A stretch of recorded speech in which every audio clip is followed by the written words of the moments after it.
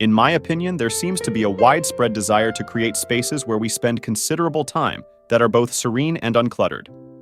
Similarly, I believe that many individuals underestimate the value of decluttering their bedrooms until they undertake the task themselves.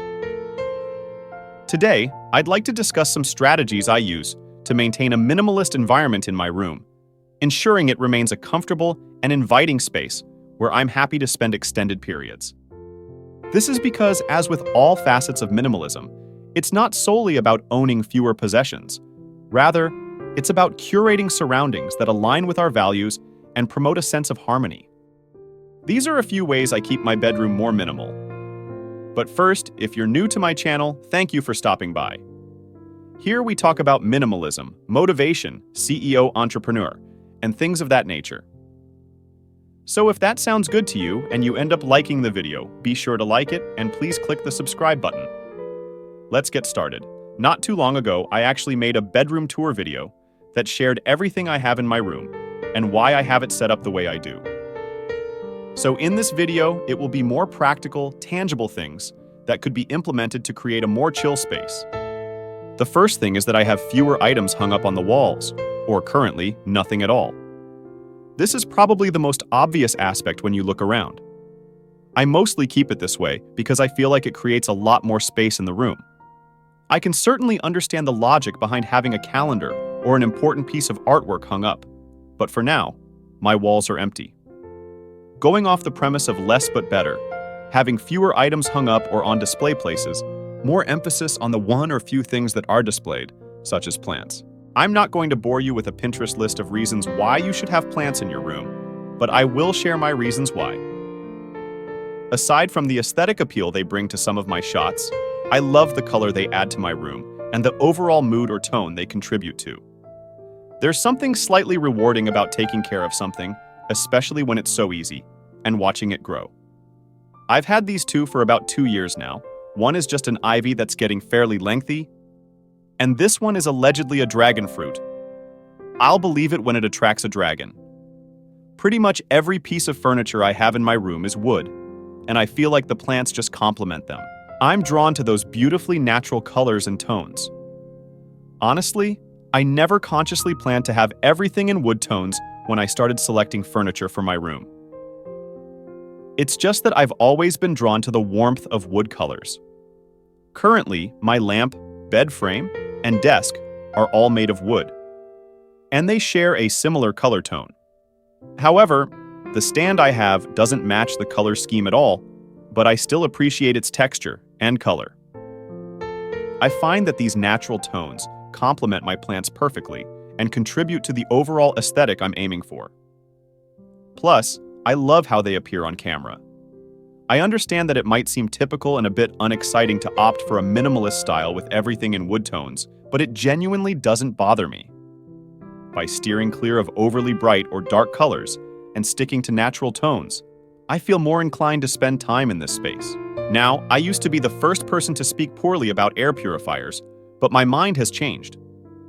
I was really sick a few months ago, with my allergies acting up on top of that, and I was just looking for anything to help fix that. So, I finally decided to give an air purifier a shot. This one had really good reviews on Amazon, so I decided to go for it.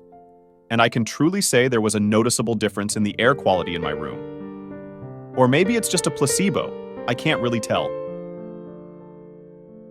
This specific model has a little tray, where I could put essential oil if there's a specific scent I'm going for. One thing I also really like about this is the white noise that it offers. It's a fairly low sound that helps me fall asleep because I have a particularly difficult time falling asleep in dead silence. The sight of numerous cables scattered around my room was quite unsightly, especially around my desk area. I strive to minimize clutter by opting for wireless options whenever possible. As you can see, I've mounted my monitor on the desk, concealing the cables behind it. However, the area underneath my desk tells a different tale, and I haven't quite found a solution for it yet. A well-organized cable setup brings a sense of satisfaction and is something I'm particularly fond of. Moreover, organized cables make it easier to locate and access electronic devices, reducing the time and frustration associated with untangling cords or searching for specific cables.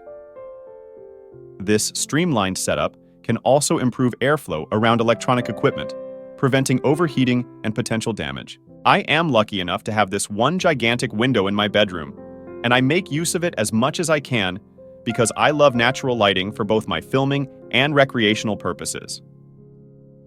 I have actually only ever used natural lighting in all of my videos, solely from utilizing this window. For as long as I can recall, I've had my desk set up somewhere around this window because, for some reason, I feel like the natural lighting just helps me stay productive, or, at the very least, a little bit more creative. The last thing I do is keep my work-related belongings put away and out of sight. I know, how obvious, but hear me out. I used to leave my camera out on display on my tripod, pretty much ready to go, with the idea that if my camera was already set up and ready to go, I might see it in passing, or when I'm not doing anything. It might inspire me to film something and get a little bit more work done, and I wouldn't have to go through the initial trouble of taking it out of my bag and getting it set up. However, this had the opposite effect, as it turns out. At least it did for me.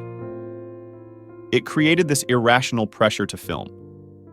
When I wasn't feeling inspired or just wasn't feeling like it, it took away that initial excitement that I get when I'm first taking my camera out of my bag and getting it set up to go.